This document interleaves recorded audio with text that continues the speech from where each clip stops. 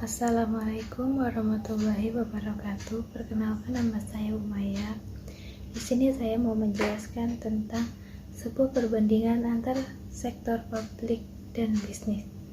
Sebuah perbandingan antara sektor publik dan bisnis yaitu pertama pembahasan teoritis dalam sistem reward dan punishment. Yang kedua, konsep dan aplikasi sistem reward dan punishment pada sektor publik. Yang ketiga, perbedaan reward dan punishment antara organisasi sektor publik dan bisnis. Pembahasan teoritis dalam sistem reward dan punishment yaitu sistem pengukuran kinerja, sistem reward dan punishment, teori pengharapan, teori penguatan, dan teori keagenan. Sistem pengukuran kinerja. Sistem pengukuran kinerja pada sektor bisnis dalam Anthony dan Govindarajan 2007 460. Sistem pengukuran kinerja organisasi sektor publik mencampurkan informasi finansial dan non-finansial. Dalam Mardiasmo, sistem pengukuran kinerja sektor publik adalah sistem yang bertujuan membantu manajer publik menilai pencapaian strategi melalui alat ukur finansial dan non-finansial. Reward dan punishment, yaitu menurut Anthony dan Govindarajan, reward yang disebut positive incentive adalah outcome yang meningkatkan kepuasan dari kebutuhan individu. Reward ini dapat berupa pembayaran dalam bentuk moneter, non-moneter, dan psikologi yang diberikan oleh organisasi untuk karyawannya. Insentif reward induksi untuk memenuhi kebutuhan individu, di mana hanya akan mendapatkan pemenuhan kebutuhan tersebut dengan menjadi anggota dari organisasi tersebut. Teori pengharapan. Menurut Gundono menuliskan mengenai pentingnya merancang perubahan-perubahan perilaku manusia di dalam organisasi. Menurut teori penguatan, pembentukan perilaku terbentuk karena kekuatan yang diatur sesuai dengan tujuan perusahaan. Teori penguatan. Menurut Gundono menuliskan mengenai pentingnya merancang perubahan-perubahan perilaku manusia di dalam organisasi. Menurut teori penguatan, pembentukan perilaku terbentuk karena kekuatan yang diatur Teori keagenan.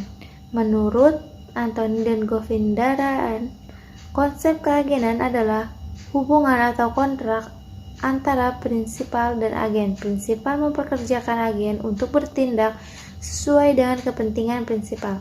Namun prinsipal dan agen mempunyai perbedaan preferensi dan tujuan. Dalam perusahaan, pemegang saham dan atasan bertindak sebagai prinsipal dan chief executive officer atau CEO dapat peran sebagai agen mereka. Dalam organisasi sektor publik, atasan bertindak sebagai prinsipal dan bawahan sebagai agen mereka. Konsep dan aplikasi sistem reward dan punishment pada sektor publik. Model dilema agen. Yang pertama, agen merupakan rasional. Yang kedua, pemberian motivasi yang dilakukan oleh prinsipal kepada agen. Yang ketiga, effort yang dikeluarkan agen. Yang keempat, agen mempunyai target. Konsep dan aplikasi sistem reward dan punishment pada sektor publik. Metode pengukuran kinerja antara organisasi sektor publik dan organisasi sektor bisnis. Yang pertama, tujuan organisasi. Yang kedua, output yang dihasilkan pada organisasi. Yang ketiga, perbedaan antara hasil input serta output. Yang keempat, operasi berdasarkan operasi pasar. Yang kelima, kepuasan pelanggan. Yang keenam, jenis agensi atau badan pemerintah. Selanjutnya, perbedaan reward dan punishment antara organisasi sektor publik dan bisnis. Yang pertama, moral hazard, yaitu kegiatan yang dilakukan agen untuk mempengaruhi pemberian imbalan milik prinsipal, walaupun tindakan ini tidak dapat diobservasi langsung ke pihak prinsipal. Yang kedua, adverse selection, yaitu ketika agen mengetahui informasi yang private pada saat kontrak dengan prinsipal, di mana kontrak memberikan reward yang menarik untuk agen. Yang ketiga, a costly outcome verification scheme, yaitu hasil audit yang telah dikerjakan prinsipal untuk mengkonfirmasi outcome dari agen. Sekian dari kami, terima kasih. Bismillahirrahmanirrahim. Assalamualaikum warahmatullahi wabarakatuh. Perkenalkan, nama saya Hotima Bunga. Saya akan membacakan presentasi pertemuan 13 untuk kelompok 6 yang ada saya dan teman saya bernama Umayyah. Di sini saya akan membacakan pendahuluan, yaitu teori akuntansi sektor publik, sistem akuntansi sektor publik, standar akuntansi sektor publik, teknik akuntansi sektor publik. Nah, di sini ada teori sektor akuntansi sektor publik, yaitu akuntansi keuangan harus selalu dikaitkan dengan adanya sektor publik mengenai laporan keuangan khususnya kepada pihak eksternal. Akuntansi sektor publik dikembangkan guna menghasilkan laporan keuangan berkualitas yang relevan yang dapat diandalkan. Yang kedua yaitu hambatan yang dihadapi oleh akuntansi sektor publik, biasanya yaitu objektivitas, konsentrasi, daya banding, tepat waktu, ekonomis dalam penyajian laporan, serta materialitas. Nah, di sini juga ada sistem akuntansi sektor publik.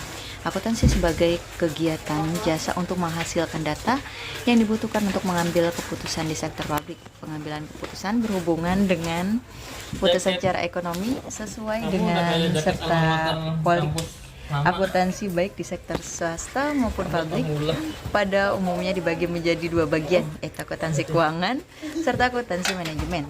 Akuntansi keuangan bisa dikaitkan dengan prinsip, tata cara, serta periode untuk mencatat dan mengklarifikasikan data keuangan serta observasi dalam kegiatan suatu entitas. Yang kedua ada sistem akuntansi keuangan, terdiri dari 4 unsur dasar, yaitu rekondisis sebagai kegiatan yang disignifikan dalam sistem akuntansi keuangan. Dipastikan bahwa hanya peristiwa dan kegiatan ekonomi yang signifikan yang dicatat. Yang kedua, ketetapan pengelompokan kegiatan operasi sebagai jenis transaksi ditentukan oleh waktu deteksi yang tepat, timing of legionation. Secara prinsip, suatu operasi bisa didaftarkan atau diakui pada tahap tertentu dalam proses transaksi. Demikian dari saya. Terima kasih. Hal-hal yang harus dipertimbangkan dalam penetapan standar akuntansi. Yang pertama, standar yang menyediakan pedoman tentang kewajiban penyajian informasi dalam laporan posisi keuangan, kinerja, dan aktivitas sebuah organisasi bagi seluruh pengguna informasi. Yang kedua, standar yang menyediakan petunjuk dan aturan tindakan bagi auditor yang memungkinkan pengujian secara intensif dan independen saat menggunakan keahlian dan tanggung jawabnya. Yang ketiga, standar yang menyediakan paduan mengenai sekelompok informasi. Yang keempat, standar menghasilkan teori serta prinsip yang sangat diperlukan bagi semua pihak yang berhubungan dengan ilmu akuntansi. Selanjutnya, teknik akuntansi sektor publik. Yang pertama, akuntansi anggaran. Yang kedua, akuntansi komitmen. Ketiga, akuntansi dana. Dan keempat, akuntansi kas. Dan yang terakhir, akuntansi akrual. Sekian dari kelompok kami. Terima kasih.